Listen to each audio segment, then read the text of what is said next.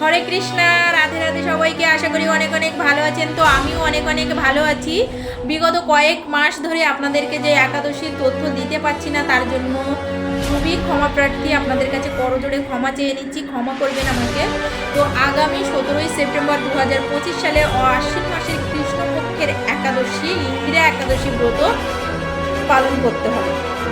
2025 সালের ক্ষেত্রে আগামী 17ই সেপ্টেম্বর 2025 বুধবার পড়েছে এই ইন্দিরা একাদশী ব্রত। আপনারা সকলে ভক্তি নিষ্ঠা সহকারে এই ব্রত পালন করবেন। তো আজকে আমরা জানবো ইন্দিরা একাদশী ব্রত কবে পালন করতে হবে, ব্রতের মাহাত্ম্য এবং ভারত, বাংলাদেশ, দিল্লি, বৃন্দাবন সহ পরদিন সকালে পালনের সময়সূচি জানব। তো আপনারা সবাই মনোযোগ সহকারে ভিডিওটি শেষ পর্যন্ত দেখবেন। তো এই ইন্দিরা একাদশী ব্রত আশ্বিন মাসের কৃষ্ণপক্ষে একাদশী ব্রত। পৃথিবীর বেশিরভাগ স্থানে, 99% স্থানে এই ইন্দিরা একাদশী ব্রত পালন করতে হবে 17 সেপ্টেম্বর।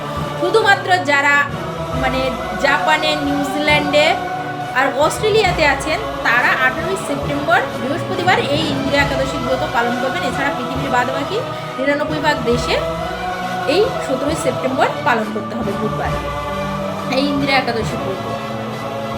তো এটি হচ্ছে বললাম আশ্বিন মাসের কৃষ্ণপক্ষের একাদশী ব্রত। এই আশ্বিন মাসের কৃষ্ণপক্ষকেও কিন্তু আবার অনেকে পিতৃপক্ষ বলে থাকে, কারণ ভাদ্র মাসের যেটি শুরু হয়েছে ভাদ্র মাসের পূর্ণিমা তিথি থেকে এবং চলবে মহালয়া আশ্বিন মাসের অমাবস্যা পর্যন্ত পিতৃপক্ষ চলবে।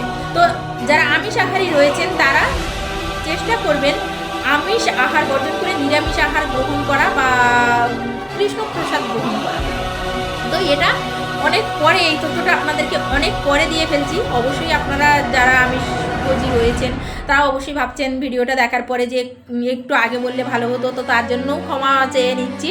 আপনারা চাইলে পরের বার থেকে এই পিতৃপক্ষতে আমিষ আহার বর্জন করে নিরামিষ আহার গ্রহণ করতে পারেন। তো আপনি চাইলে এই ইন্দিরা একাদশী ব্রতের বিশেষ পূর্ণ ফল আপনি আপনার পিতৃপুরুষের উদ্দেশ্যে প্রদান করতে পারেন, অর্পণ করতে পারেন। তো আপনি বিশেষভাবে পরদিন সকালে ভগবানের নিকট বিশেষভাবে প্রার্থনা জানাবেন, জানিয়ে আপনি আপনার ব্রতের পূর্ণ ফল আপনার পিতৃপুরুষের উদ্দেশ্যে প্রদান করতে পারেন। তো একটা মন্ত্র দিয়ে আপনি আপনার পিতৃপুরুষের উদ্দেশ্যে আপনার পূর্ণ ফল কিভাবে প্রদান করবেন, মন্ত্রটা আমি আপনাদের শ্রবণ করাচ্ছি। ইদম ইন্দিরা একাদশী ব্রত ফলম সর্বে সর্বাস্বম। গোত্রের নাম বলবেন এবং যার নামে অর্পণ করছেন তার নাম বলবেন অর্পণম অস্ত। আপনি যার উদ্দেশ্যে অর্পণ করতে চাইছেন তার নাম এবং গোত্র উচ্চারণ করলেই হয়ে যাবে। আপনি যদি জীবিত কারোর উদ্দেশ্যে আপনার ব্রতের পূর্ণ ফল প্রদান করতে চান তো সেক্ষেত্রে কোনো ব্যাপার না, তাও আপনি প্রদান করতে পারবেন। তো যারা আমার চ্যানেলে নতুন আছেন তাদের উদ্দেশ্যে বলি যে আমরা এই একাদশী ব্রত কিভাবে পালন করব। একাদশীর আগের দিন যারা আমিষভোজী রয়েছেন তারা একাদশীর আগের দিন এবং একাদশীর পর দিন নিরামিষ আহার বর্জন করবেন, আর একাদশীর দিন পঞ্চরবি শস্য বর্জন করবেন। তো একাদশীর দিন আগের দিন রাত্রে 11টা থেকে 11:30টার মধ্যে রাতের প্রসাদ গ্রহণ করে নেবেন, করে দন্তমাজন করে নেবেন এবং একাদশীর দিন আপনারা পঞ্চরবি শস্য বর্জন করবেন। যারা একাদশীতে যারা নির্জলা, একাদশী নির্জলা এবং সজলা হয়, তো যারা একাদশী নির্জলা পালন করেন সেটি সর্ব উত্তম। যদি আপনি নির্জলা উপবাস না করতে পারেন তো কোনো ব্যাপার না, আপনি ফল জলাদি গ্রহণ করে আপনি আপনার একাদশী ব্রত সুষ্ঠুভাবে পালন করতে পারবেন। তো কি কি গ্রহণ করতে পারবেন? আপনি একাদশীতে ফল, জল, দুধ গ্রহণ করতে পারবেন, আলুর চিপস, আলুর পায়েস, আলু সেদ্ধ, মিষ্টি আলু সেদ্ধ, আলু কুমড়োর সবজি, সাবুদানা ফ্রাই, সাবুদানার পায়েস, বিভিন্ন আপনি সেবা নিতে পারেন। তো বিশেষভাবে রন্ধনের ক্ষেত্রে খেয়াল রাখবেন যে একাদশীতে আপনারা যেহেতু পঞ্চরবি শস্য বাদ দিচ্ছেন সেজন্য আপনারা বাদাম তৈল, সূর্যমুখী তৈল বা বিশুদ্ধ ঘি দিয়ে রন্ধন করবেন। তো একাদশীতে আপনারা বিশেষভাবে বেশি বেশি করে হরিনাম জপ করবেন, শাস্ত্র অধ্যয়ন করবেন, শ্রীমদ্ ভাগবত গীতা অধ্যয়ন করতে পারেন। তো বেশি বেশি হরিনাম জপ করতে পারেন। প্রাতঃ স্নান করতে পারেন, মঙ্গল আরতি করতে পারেন, তুলসীতে জল দান করতে পারেন, ভগবানের চরণ কমলে তুলসী পত্র পুষ্প অর্পণ করতে পারেন, ভগবানের সেবা পূজাদি করতে পারেন।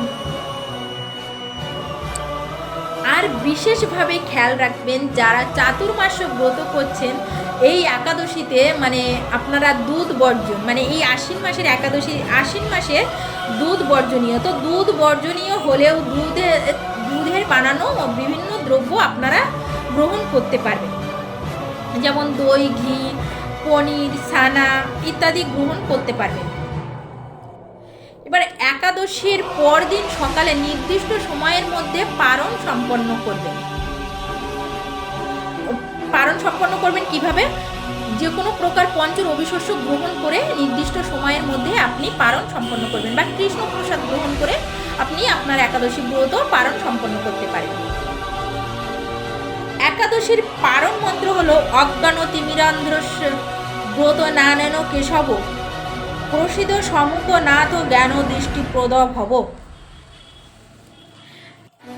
আপনি আপনার একাদশী পারণ সম্পন্ন করতে পারেন। তো এবার আমরা জানবো একাদশী, এই ইন্দিরা একাদশী ব্রত মাহাত্ম্য পাঠ করে বা শ্রবণ করব আপনাদের। তো এখন আমরা ইন্দিরা একাদশী ব্রত মাহাত্ম্য শ্রবণ করব। মহারাজ যুধিষ্ঠির বললেন, হে মধুসূদন, আশ্বিন মাসের কৃষ্ণপক্ষিয়া একাদশীর কি নাম তা কৃপা করে বলুন। শ্রীকৃষ্ণ বললেন, হে রাজন, আশ্বিন মাসের একাদশী ইন্দিরা নামে পরিচিত। এই ব্রত প্রভাবে মহাপাপ বিনষ্ট হয়, এমনকি কর্মবিপাকে যারা নিম্নজনী লাভ করেছেন সেই পূর্বপুরুষদেরও উত্তম গতি লাভ হয়। এই একাদশীর মাহাত্ম্য শোনা মাত্রই সামবেদীয় যজ্ঞ ফল প্রাপ্ত হওয়া যায়। হে রাজন, মাহিষ্মতি নগরে ইন্দ্রসেন নামে এক প্রসিদ্ধ রাজা ছিলেন। ধর্মবিধি অনুসারে রাজ্য পালনে তিনি বিশেষ খ্যাতি সম্পন্ন ছিলেন। তার বিপুল ধনসম্পত্তি ছিল, পুত্র পৌত্রাদি সহ তিনি সুখে রাজ্য পরিচালনা করতেন। বিষ্ণু ভক্তি পরায়ণ সেই রাজা নিরন্তর গোবিন্দ নাম গানে মগ্ন থাকতেন।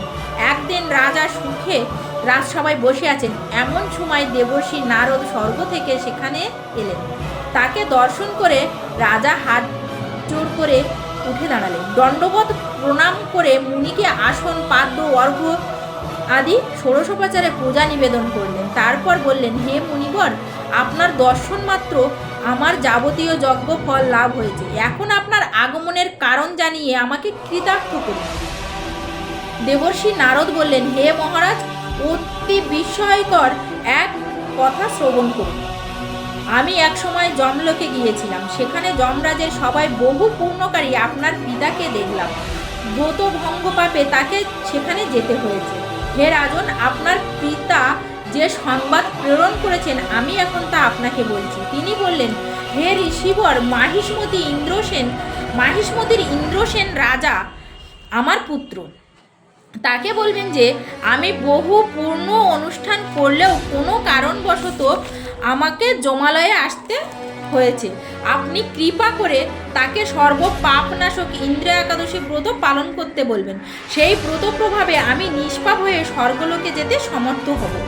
এই কথা জানাবার জন্যই আমার আগমন। হে রাজন, আপনার পিতার মঙ্গল বিধানে আপনি যথাবিধি ইন্দিরা ব্রত পালন করুন। রাজা জিজ্ঞাসা করলেন, হে দেবর্ষি, সেই ইন্দ্রাব্রতের বিধি কি? কোন তিথি বা কোন পক্ষে এই একাদশী ব্রত করা কর্তব্য তা কৃপা করে আমাকে বলুন। দেবর্ষি উত্তর দিলেন, হে মহারাজ, আশ্বিন মাসের কৃষ্ণপক্ষের দশমীর দিন শ্রদ্ধা সহকারে প্রাতঃ স্নান করবেন, মধ্যাহ্নে ভক্তিভাবাপন্ন হয়ে পুনরায় স্নান করবেন এবং রাত্রিকালে ভূমিতে শয়ন করবেন। পরদিন একাদশীতে প্রাতকীর্তাদি সমাপন করে নিরাহারে থাকবেন। ব্রতের নিয়মাবলী দৃঢ়ভাবে পালন করবেন। হে পুণ্ডরীকাক্ষ, হে অচ্যুত, এই শরণাগতের প্রতি কৃপা করুন। এইভাবে শ্রদ্ধা সহকারে শালগ্রাম পূজা করে পিতার উদ্দেশ্যে ব্রতের ফল অর্পণ করবেন। দ্বাদশীর দিন সকালে ভক্তিভরে শ্রী গোবিন্দের পূজা করে ব্রাহ্মণ ভোজন করিয়ে অবশেষে নিজে মহাপ্রসাদ গ্রহণ করবেন। হে রাজন, বিধি অনুসারে শ্রীহরি এবং ভক্তদের অর্চন করলে আপনার পিতৃবর্গ মুক্তি লাভ করে শীঘ্রই বৈকুণ্ঠে গমন করবে। রাজাকে এই উপদেশ দিয়ে দেবর্ষি নারদ প্রস্থান করলেন। রাজা ইন্দ্রসেন মুনিবরের উপদেশ অনুসারে পুত্র পরিজন সহ ভক্তি সহকারে এই ইন্দ্রা ব্রতের অনুষ্ঠান করলেন। তখন দেবলোক থেকে পুষ্পবৃষ্টি হতে লাগলো এবং তার পিতাও বিষ্ণুলোক গমন করলেন। তারপর রাজা ইন্দ্রসেন নিজ পুত্রকে রাজ্যভার অর্পণ করে নিজেও বিষ্ণুলোকে ফিরে গেলেন। এই ইন্দ্রা একাদশীর মাহাত্ম্য পাঠে ও শ্রবণে মানুষ সকল পাপ মুক্ত হয়ে বিষ্ণুলোক প্রাপ্ত হয়। তো এই ছিল ইন্দ্রা একাদশীর ব্রত মাহাত্ম্য। এবার আমরা জানবো একাদশী, এই ইন্দ্রা একাদশী পরদিন মানে 17ই সেপ্টেম্বর 2025 বুধবার ইন্দ্রা একাদশী ব্রত পালন করতে হবে, কিন্তু পরদিন সকালে পালনের সময়সূচি বাংলাদেশে এই ইন্দ্রা একাদশী ব্রত পালনের সময়সূচি সকাল 6টা 6 থেকে 9টা 44-এর মধ্যে আপনারা পালন সম্পন্ন করবেন। এবং পশ্চিমবঙ্গে যারা রয়েছেন তারা 5টা 37 থেকে 9টা 28-এর মধ্যে পালন করে নেবেন। বৃন্দাবনে যারা আছেন তারা 6টা 5 থেকে 10টা 10-এর মধ্যে পালন সম্পন্ন করবেন। এবং দিল্লিতে যারা রয়েছেন তারা সকাল 6টা 7 থেকে 10টা 12-এর মধ্যে পালন সম্পন্ন করে নেবেন। তো রাধে রাধে, ভালো থাকবেন সবাই, হরে কৃষ্ণা।